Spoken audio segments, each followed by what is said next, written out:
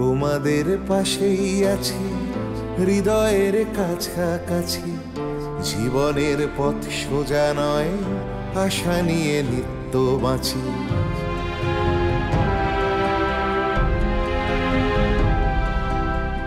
শিক্ষা ছড়িয়ে পড়ুক ভেদাভেদ শূন্য করে, এ বেলা নাই বা জুটুক ও বেলা জুটতে পারে।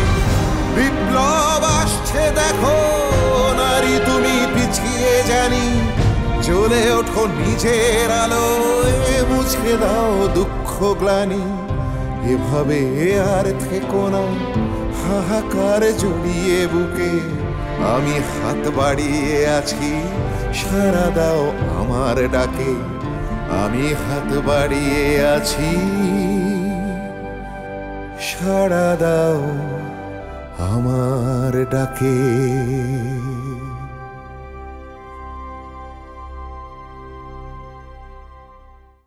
চোখের বদলা চোখ আর দাঁতের বদলা দাঁত। আর ডাকাত কইতেছো, এটা কি তোমার বাড়িতে ডাকাতি করছে নাকি এই গ্রামের অন্য কারো বাড়িতে ডাকাতি করছে? আরে এরা তো 200 ক্রোশ দূরে যায় ওই জোরদারদার বাড়িতে যাওয়া পড়ছে, সেখান থেকে টাকা পয়সা আই না গরিব দুঃখীদের বিলাই দিছে। আর এগুলো তুমি কইতেছো ডাকাত না? বাহ, এত কথা তুমি জানলা কেমনে? সবাই জানে কিন্তু কেউ মুখ ফুটে কিছু বলে না। বুদ্ধি মশাই আমারে বলছে তার ছেলেটারও তো পুলিশে ধরছে। পুলিশ এই শালা জাতটাই খারাপ, বিদেশি প্রভুদের পা চাটবো আর দেশের যুবক পোলাবান গুলারে গুলি করে মারবো। আরে অখিলেশ বাবুরে কি পরিমাণ গুলি যে করছে, মুখটাকে ঝাঁঝরা করে পালাইছে, আর রক্ত। আরে সাথের ছেলেটা কি বা বয়স তার, মায়ের কোলের বদলে মাঠের মধ্যে শটান হয়ে শুয়ে দিছে। দেখলে চোখ দিয়ে পানি বারে পরে মনে গিয়া সাদে করিব কোন ডাকমেটে গাইতে গেছে। মরা বইলা কি ওদেরকে এইটুক সম্মান করবো না? ওই সরকারি চাকর বইলা ওই কুকুর বেড়ালের মতো বাঁশের মধ্যে বাইন্দা টাইনা টাইনা নিয়ে যাইতেছিল, ফাও দুইটা মাটির মধ্যে ঘষ্টায় ঘষ্টায় যাইতেছে। আমার বুকটা কেমন বেড়ে উঠছে। আমরা সংসারী মানুষ, সংসারের জোয়াল ঘাড়ে গুইজা বসে থাকি। তুমি দেখো বউ, এই অপমানের বিচার একদিন হইব, এই অপমানের শোধ একদিন নিবই বউ, এই অপমানের শোধ একদিন নিব। পুষ্পপতির জ্ঞান ফিরলেই আমরা তাকে নিয়ে যাব। কি বলছেন আপনি? আপনি এই অবস্থায় পুষ্পপতিকে নিয়ে যেতে চাইছেন? এখনো ঘোরের মধ্যে রয়েছে, নারীর গতি ক্ষীণ, মস্তিষ্কে যদি ঠিক মতো রক্ত সঞ্চালন না হয় তাহলে মরে যাবে, তাই তো? একজন দেশপ্রেমীর বউয়ের জন্য আপনাদের এত দরদ কারণ আমি ঠিক বুঝতে পারছি। তবে এটুকু মনে রাখবেন, সরকার কিন্তু ব্যাপারটা ভালো চোখে দেখছে না। নয়নতারা গ্রামে এতদিন কোনো ঝুট ঝামেলা ছিল না, এখন যখন শুরু হয়েছে তখন আমাদেরও কড়া নজর রাখতে হবে। বেশ তো, আপনাদের যা ইচ্ছা তাই করুন, আমরা কোনো সরকারি কাজে বাধা দিচ্ছি না, কিন্তু চোখের সামনে একটা মেয়েকে তার মরতে দিতে পারি না। আর কতক্ষণ আর এইভাবে অপেক্ষা করতে হবে বলুন? গত দুটো রাত জাগা, শরীরের উপর দিয়ে তো কম গেল না। আর আমরা পুলিশ বলে কি মানুষ না, কোথায় কোয়ার্টারে গিয়ে একটু ঘুমাবো তা না। ওদিকে সদরে ডেড বডি পাঠাতে হবে, তার জন্য কাগজপত্র লেখালেখি করতে হবে। আমাকে তো এখানে বসে থাকলে চলবে না। পুষ্পবতী আজ আর সুস্থ হবে বলে মনে হয় না। সমস্যায় ফেলে দিলেন, ওদিকে যাওয়াও দরকার, আবার এখানে সবকিছু ফেলে রেখে যেতেও পারছি না। সত্যি বলছেন তো মোহর আলী সাহেব? যদি দিদি এখান থেকে পালিয়ে গেছে তাহলে কিন্তু এই শরীরে পালানো সম্ভব নয়, আর সে পালাবেও না। আমি বলছি, কারণ পুষ্পবতী পালানোর মতো কোনো অন্যায় করেনি, তার কাছে তার স্বামী এসেছে। অখিলেশ আপনাদের কাছে অপরাধী হতে পারে, কিন্তু তার কাছে নয়। তাই বিপ্লবী না, স্বামী অখিলেশকে আশ্রয় দিয়ে সে কোনো ভুল করেনি।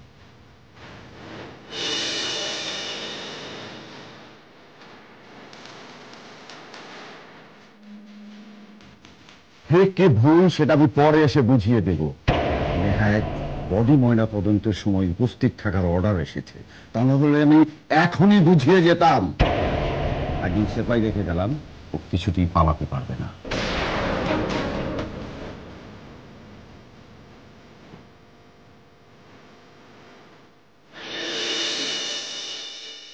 আমান, আমান, আমান, বসতে দাও। আমান কোথায়? কি জানি কোথায় যায়, আমাকে কি বলে যায় নাকি? ওকে একটু বাইরে যেতে নিষেধ করো। গ্রামের পরিস্থিতি কিন্তু ভালো না। পুলিশ খেপা কুকুরের মতো স্বদেশী করছে, যাকে পাচ্ছে তাকেই ধরছে। তাই বলে অতটুকু একটা ছেলেকে?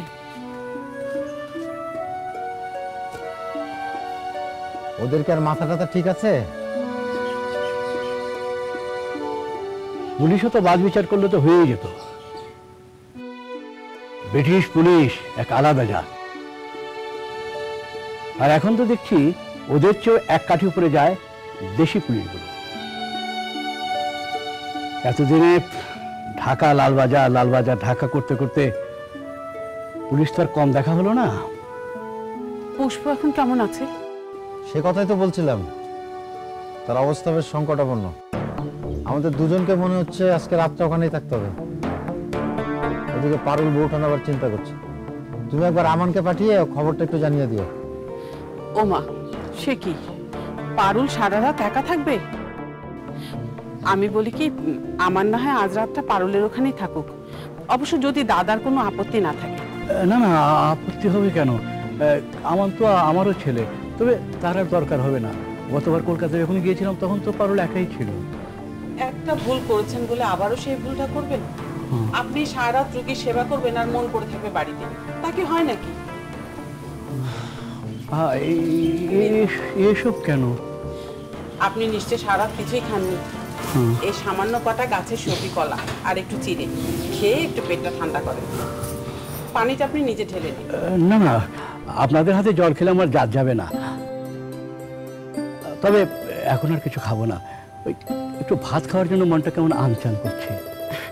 জি জি, আমি এখনই ব্যবস্থা করছি। ওই রায় সাহেবের বাড়িতে গিয়ে বলি আপনার জন্য কটা ভাত বসাতে। আপনি তো আবার আমাদের বাড়ি ভাত খাবেন না? না না না না, যেতে হবে না।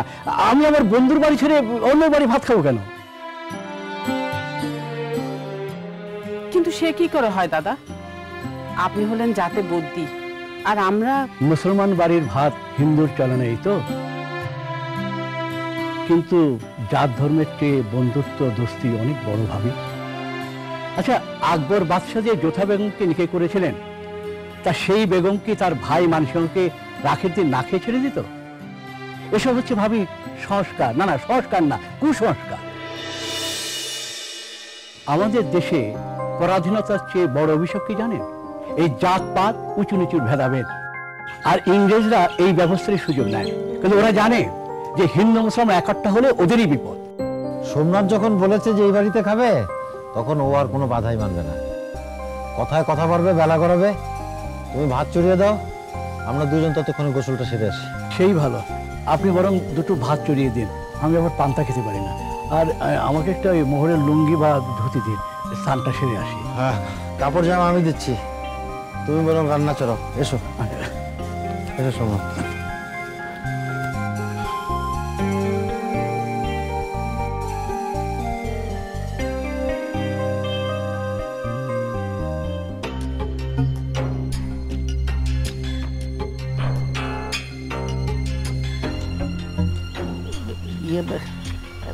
তাহলে আজ উঠি মল্লিক সাহেব? না মানে বলছিলাম যে সন্ধে হয়ে আসছে, ঠাকুরকে সন্ধে দিতে হবে। তার উপর আবার দিনকাল ভালো নয়, অখিলেশটা মরেছে। এখন ওর ওই দলের লোকজন আবার ওই পাল্টা আগাতে পারছে না, ছটফট করছে। তো তারপর তো বসে ভয় পাচ্ছে, ওই শেষে স্বদেশীরা না আবার তার মাথাটা ফুটো করে দেয়। কৃষ্ণ কৃষ্ণ হরে হরে, কে বাঁচে কে মারে, কি সব অলক্ষণে কথা বলছি দেখুন নাকি। তাই তোমার সমস্যা নাকি তর্ক? তুমি তার পুলিশের লোক তো, অখিলেশকে মেরেছে পুলিশ। না না তা ঠিক, তবে কি না এই কথা গেলে বলছো কেন? তোমরা যাও, আজকে আমার শোনার দিন। না বলছি যে অখিলেশকে আমি মারিনি তা ঠিক, কিন্তু যে মেরেছে মানে ওই দারোগা বাবু, তার সঙ্গে তো আপনার উঠা বসা, আর আপনার সঙ্গে আমার, তাই সেই রাগেই যদি আমাকে। চুপ! খচ্চর দারোগার নাম আমার মুখের সামনে আনবে না। ওর সাথে আমার কোনো সম্পর্ক নেই। ওটা বেঈমান। আমার নাকের ডাগার সামনে এক বান্নের টাকা নাচ্ছিল, সে একাই মেরে দিল। এতটুকু ভাগ পর্যন্ত আমাকে দিল না।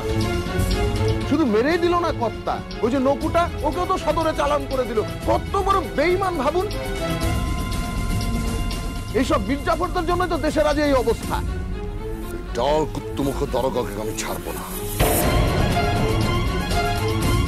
একবার পাশার দান উল্টে জিতেছে ঠিকই, কিন্তু নিশ্চয়ই একদিন ওই দানের সুযোগ আমার আসবে। তখন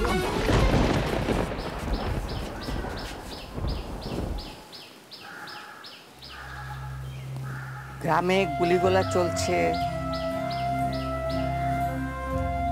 কার সাথে কার গুলি চলছে সেটা কি তুমি জানতে? আপনি আবার এসব কি বলছেন? আমি আমি কি পুলিশের লোক নাকি যে কখন গায়ে স্বদেশী ঢোকে আমি কি করে জানবো?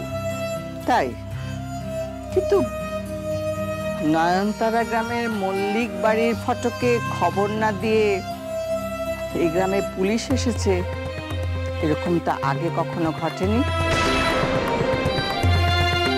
তুমি না প্রজাদের মা বাপ, তুমি জানবে না কেন?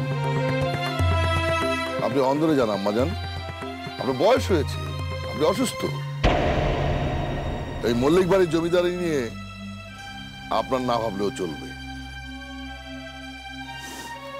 বেশ লায়ক হয়েছ না, কিন্তু তোমাকে আমি গর্ভে ধরেছি। যাক সে কথা, তুমি কি জানো গত কদিন ধরে যে ছেলেটি এ বাড়িতে দুবেলা শান্তি পেতে ভাত খেত, গত রাত থেকে সে আর আসছে না? কোথায় উধাও হয়ে গেল সে ছেলেটি?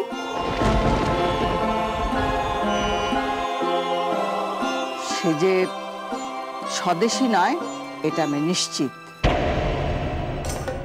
তবে কি সে পুলিশের চর?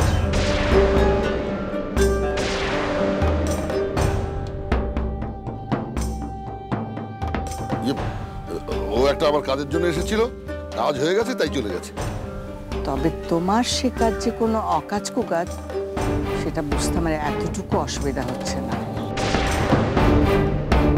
কিন্তু হঠাৎ করে একটি ছেলে এভাবে উধাও হয়ে যাওয়া, এটা তো মল্লিক বাড়ির রেওয়াজ নয়।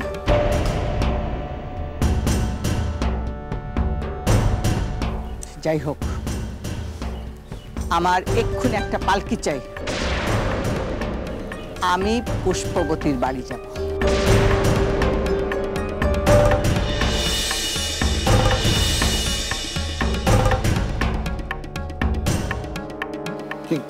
কিন্তু সেখানে তো জমিদার হয়ে প্রজাদের কোনো খোঁজ খবর রাখো না বলে গ্রামের মানুষ তোমাকে পছন্দ করে না, কিন্তু আমাকে তো আমার কর্তব্য করতে হবে। যেতে হয় কাল যাবেন, একে তো আপনার শরীর ভালো না, তারপর সন্ধে হয়ে আসছে। ফকররত্ন মশাই, অনেক তো বয়স হলো, এবার এই মতলববাজিগুলো ছেড়ে একটু ধর্মকর্মে মন দিন। পরকালের কথাটা একটু ভাবুন। কি হলো, আমার পালকি ব্যবস্থা করলে না? আমি এক্ষুনি যাব। শুনছিস না? যা, পালকির ব্যবস্থা কর।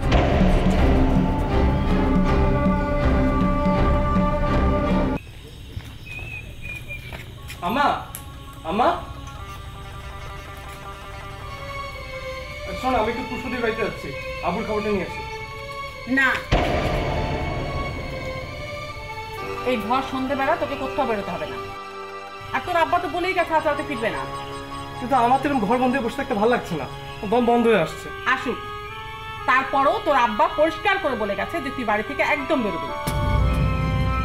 বেরোলে কি হবে? পুলিশে ধরবে? অত সহজ? আচ্ছা আমি কি করেছি এটা কি? তোরই মতো ছটফটে নিচ্ছে। বাড়িতে মন টিকছে না বলে তো শহরে গেছি, সেখানেও তো টিকতে পারলি না, এখন ঘরে বসে থাক। আমি টিকতে পারলাম না, রাখলো না তোমার বড় ছেলে। কেন রাখলো না? নিশ্চয় তুই কিছু করেছিলি। আমি আবার কি করবো? তোমার বড় ছেলেই চায় না তার সাথে কেউ থাকবে। কই, সে তো ফুল মিয়ার জন্য কোনো আপত্তি করেনি। আমি তো আর ফুল মিয়ার মতো শির দ্বারা ভেঙে ঘাড় মুখ বুঝে থাকতে পারি না। তুমি কি ভেবেছো কম অপমান সহ্য করতে হয় ওকে? অপমান?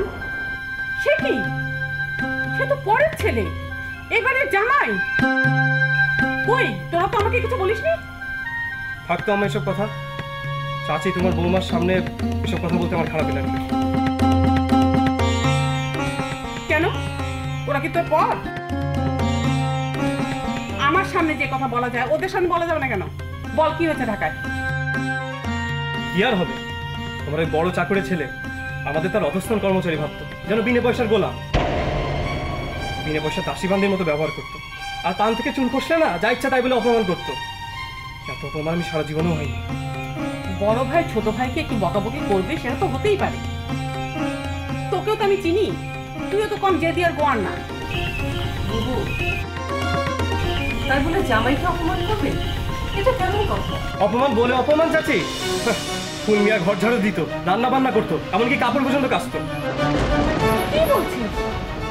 এত কিছু করতো? তুই ওকে দিয়ে না করে নিজে করতে পারতিস না? আমি হাতে হাতে করতাম। আমি কি সবকিছু ভালো মতো করতে পারি নাকি? আচ্ছা আমি তুমিই বলো, ওখানে কাজ করবো না পড়ালেখা করবো? আর পড়ালেখা যদি না করি তাহলে ওখানে থেকে লাভটা কি? তাও আমি থাকতাম, কিন্তু তোমার বড় ছেলেই তো রাখলো না। আমি নাকি বিপদ বাঁধাবো, পুলিশে আমাকে ধরে নিয়ে যাবে, সবই বাহানা। একটা পেট তো কমলো। আর ফুল মেয়েকে কি বলবে? ফুল মেয়ে তো ভাবি সব কাজ করে যায়। এবার তো ভাবি গেল, দেখো দেখো এবার ঠিকই বলবে। শোনো, সুলতান এ কথাটা ঠিকই বলেছে। তোমার ওই দরজাল বউ জামাইয়ের মান কিছুতেই রাখবে। সে তো পরের মেয়ে, কিন্তু আমার পেটের ছেলেটা ওরকম অমানুষ হয়ে গেল কি করে বলতো? শহরের হাওয়া, ওই হাওয়া একটা মানুষকে এত স্বার্থপর, এত ছোট করে দেয়। শহরের হাওয়া নয় আম্মা, টাকার গরম আর ক্ষমতার দেমাগ। মস্ত বড় পুলিশ অফিসার না তোমার ছেলে, অনেক টাকা ইনকাম, তাই ধরাকে সরাজ্ঞান করছে। ওই তো ইংরেজদের 5 চেটে পয়সা ইনকাম করে, তারপর বড় বড় কথা। আমার ছেলেটা অমানুষ হয়েছে বলে যতটুকু না কষ্ট হচ্ছে, তার চেয়ে বেশি চিন্তা হচ্ছে জামাইকে নিয়ে। আজ উনি ফিরুক, তার সাথে এই বিষয়ে কথা বলতে হবে। জামাই আজ কিছু বলছে না, কাল তো এমনি অশান্তি করতে পারে, তখন কি জব দেবো বলতো?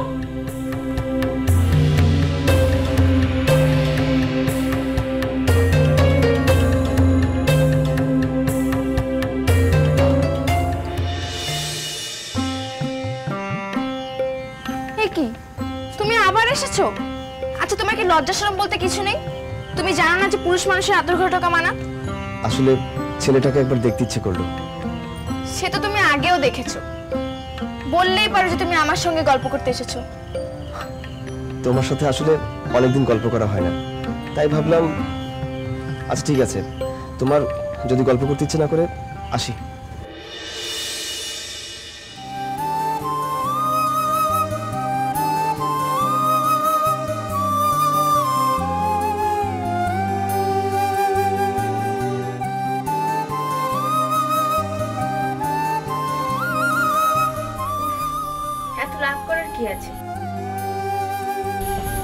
এসো বসো।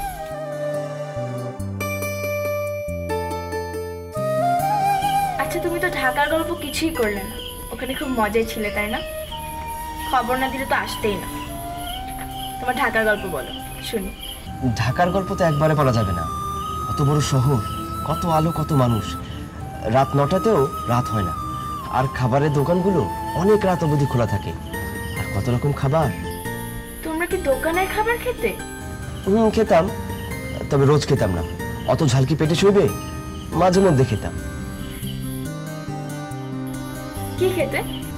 এই ধরো বিরিয়ানি, চাপ। তবে ফারজানা ম্যাডাম আমাকে খাওয়াতো বিলেতি খাবার, উনি তো আমাকে পাউরুটি, কেক, প্যাটিস খাওয়াতেন। ম্যাডাম তোমাকে খাবার খাওয়াতো কেন? ওরে বাবা, উনি আমাকে খাওয়াবে না কেন? আমি জনের খাস লোক, আমার উপর তার কত ভরসা। যদি একটু দেরি করে যায় তবে তিনি গালে হাত দিয়ে বসে থাকেন। কেন? আমি না গেলে ফাইলপত্র খুঁজে বের করবে কে? এই যে আমি কটা দিনের জন্য ছুটি নিয়েছি, ওনার মাথায় আকাশ ভেঙে পড়েছে। উনি আসার সময় বারবার বলে দিয়েছেন যেন তাড়াতাড়ি ফিরে যাই। তুমি যাবে না, নিজের কাজ নিজে করতে পারে না। তুমি যাবে না, নিজের কাজ নিজে করতে পারে না। এই হচ্ছে মেয়ে মানুষের বুদ্ধি। উনি যদি নিজের কাজ নিজে গুছিয়ে করতে পারতেন তাহলে আমাকে সহায়ক হিসেবে নিতেন। আচ্ছা, তোমার বড় ভাইজানের বাসায় থাকতে কোনো কষ্ট হচ্ছে না তো? না, কষ্ট হবে কেন? আমরা তো বেশ হইচই করে রান্না করতাম, খেতাম, গল্পগুজব করতাম। তাহলে সুলতান ভাইজান ফিরে গেল না কেন? সেটা তাকে গিয়ে জিজ্ঞেস করো না, সে তো আর ঢাকায় চাকরি করে না, ওর ফিরে না গেলেও চলে। আর তোমার বুঝি ম্যাডামের কাছে ফিরে যাওয়া খুব দরকার? দিনরাত পরের বই দিকে তাকে থাকতে খুব ভালো লাগে? বড় ভাইজানও বটে, কাজ আর খুঁজে পেয়ে। ম্যাডাম যে সুন্দরী সে বিষয়ে কোনো সন্দেহ নেই। উনি আমাকে ঢাকা শহরে আদব কাজে শিখিয়েছেন হাতে ধরে। তবে তার মুখের দিকে চেয়ে বসে থাকার সময় নেই, কাজের যা চাপ, জানি না গিয়ে কি দেখবো, অনেক কাজ পড়ে আছে। না, এবার তবে যেতেই হয়। ফেরার খুব তাড়া না তোমার? এই গেও বইয়ের কাছে তো থাকতে আর ভালো লাগে না, তাই না? সে কথা নয় অন্তরা, যেতে আমাকে হবে। আমার নিজের জন্য না হোক, এই বাচ্চাটার জন্য যেতে হবে। ফারজানা ম্যাডাম আর ফজল সাহেবের জানাশোনা ঢাকার উঁচু মহলে। তারা সবাই বিভিন্ন ক্লাবের মেম্বার। সেখানে ঢাকার এবং কলকাতার বড় বড় ডাক্তাররা আসেন। ক্লাব? ক্লাব আবার কি? ক্লাব বুঝো না? ক্লাব হলো আমাদের গ্রামের মসজিদের মতো। ওখানে বিরাট বিরাট প্রাসাদ, ওখানে অনেক বড় বড় লোকেরা সন্ধ্যাবেলায় যায়, তাস খেলে, অনেক বিলিতি খেলা খেলে, হাসি ঠাট্টা মস্করা করে, মদ খায়। তুমি সেখানে যাও? ওই জায়গায়? ওটা ক্লাব না দোজো? আরে ধুর, এই চাষের বেটা ফুল নিয়ে যাবে ওখানে? তাহলে তোমার তো আশা কিসের? আমার ছেলেটা বড় একটা চিকিৎসা করাতে হবে, অপারেশনও করাতে হতে পারে। যেসব ডাক্তাররা আমাদের ধরাছোঁয়ার বাইরে, তাদেরকে দিয়ে চিকিৎসা করাবো। তার জন্য ফারজানা ম্যাডাম আর ফজল সাহেবকে ধরতে হবে। একমাত্র ওই সাহেব ডাক্তারই পারবে আমার ছেলের ঠোঁট কাটাটা জুড়ে দিতে। কেন? আব্বা তো হাল ছেড়ে দেয়নি। আব্বা আর সোমনাথ চাচা দুজনে মিলেই তো চেষ্টা করছে। তোমার কি তাদের প্রতি ভরসা নেই? তোমার আব্বা যা করছে করুক, তাতে আমার কোনো আপত্তি নেই, কিন্তু আমি তাকে ভরসা করতে পারছি না। যদি ঢাকায় ডাক্তার দেখানোর সুযোগ আসে, আমি কিন্তু ওকে ঢাকায় নিয়ে যাবো, এই বলে রাখলাম।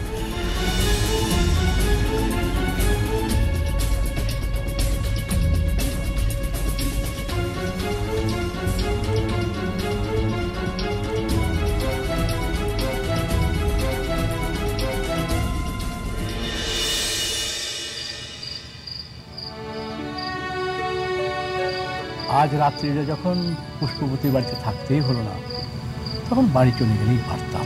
একটা দিন থাকো না, অনেকদিন দুই বন্ধুতে মিলে গল্প করিনি। অথচ একটা সময় ছিল যখন একজন আরেকজনকে ছেড়ে থাকতেই পারতাম না। আমরা এখন আর সেই ছোটটি নেই মহর। হ্যাঁ, কালের চাকাটা যদি আমরা উল্টো দিকে ঘুরিয়ে দিতে পারতাম, তাহলে হয়তো আমরা সেই ছেলেবেলায় ফিরে যেতে পারতাম। এক এক সময় কি মনে হয় জানো সোমনা, যা ভেবেছিলাম তার কিছুই করা হলো না। সব কি আর হয় মহল? আমি অবশ্য অনেক কিছু আশাও করি না। শুধু মরবার আগে যদি দেশটাকে স্বাধীন রেখে যেতে পারতাম, তাহলে মরেও শান্তি পেতাম।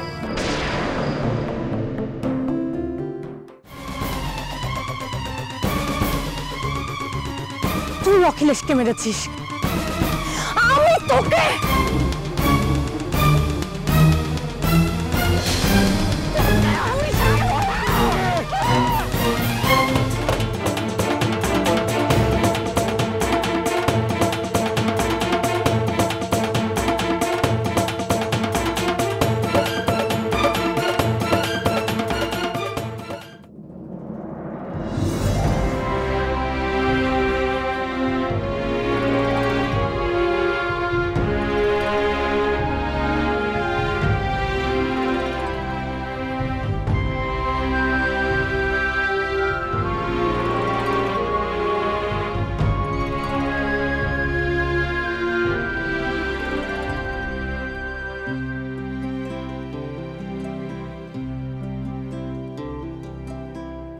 তোমাদের পাশেই আছি হৃদয়ের কাছাকাছি, জীবনের পথ সোজা নয়, আশা নিয়ে নিত্য বাঁচি।